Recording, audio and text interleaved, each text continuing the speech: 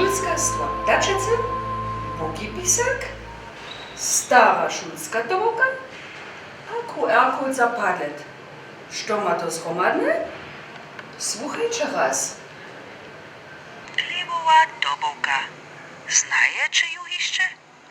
Każde dziecko przyjdzie z tutaj osobitej toboku do szule.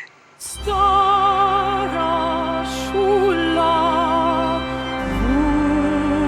starzęcza,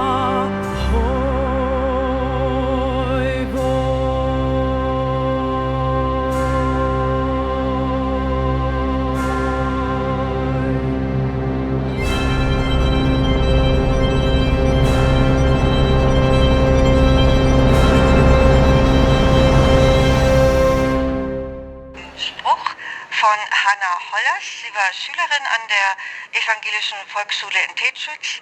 Im Jahr 1933 schrieb sie folgenden Spruch.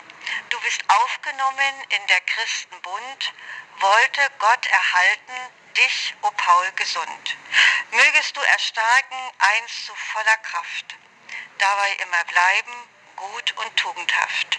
Die Mitschülerin heiratete später ihren Paul und es war eine glückliche Ehe bis ans Lebensende.